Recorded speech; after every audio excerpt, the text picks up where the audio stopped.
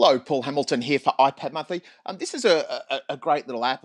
I'm always amazed at the technology and the advances in technology. So there's plenty of heart rate apps out there for iPad that you actually put your finger over the actual camera lens. And what that actually does is it kind of picks up the different colors. So you need to be in good natural light.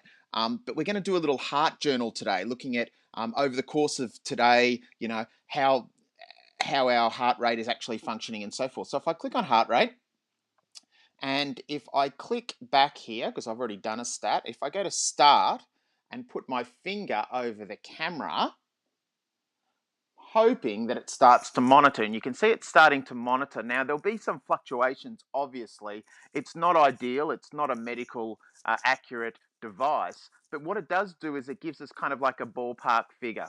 And so what we can actually do there is view our record, and it says here it's got 105 beats per minute. Well, that's a little bit up, so I might actually just do that again and just see how we're going. I think I was in pretty low light. It does say to use natural light, so I'm going to put my finger on again, just see if we can get a little bit more of an accurate reading. But what this will actually do, hopefully as well, is it'll allow kids to actually test their heart rates at different times, after morning tea, after lunch, after eating, and so forth.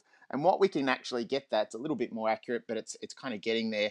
It gives you some averages, and you can see that I've got my averages there, and I can actually start to look at some different heart rates. I think this would be really good in the health and PE, but also just well-being and looking after your bodies and so forth. And so what can we do with that? Well, if I turn my iPad over to the side and go to one of our favorite apps, let's go to Book Creator, we can start to analyze that data a little bit and start to look at why our heart rate may have been up a little, why it might have been down a little, and so on.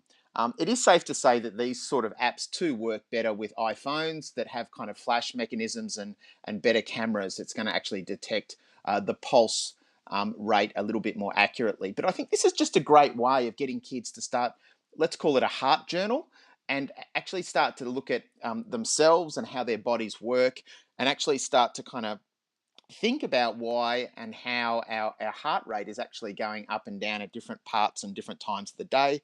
And it's also good statistically to actually have a look and say, why would I take an average and I wouldn't just take it over 5 seconds or whatever? Because it's good to actually look at the amount of data coming in and the ability to actually create the data there as well. So I think this is just a great little idea to actually get things moving. If I go to the App Store, it's called Heart Rate Pro, costs about $1.29. You can get them for free, like the heart rate free one is probably a little bit more accurate, but it's got an awful amount of pop-ups and in-app purchases and things that our kids really don't want to be exposed to. So I think paying the extra $1.20 for a heart rate kind of app is not a bad investment, and then you can use it with Book Creator, explain everything to actually do a few different things. But that's just a quick tutorial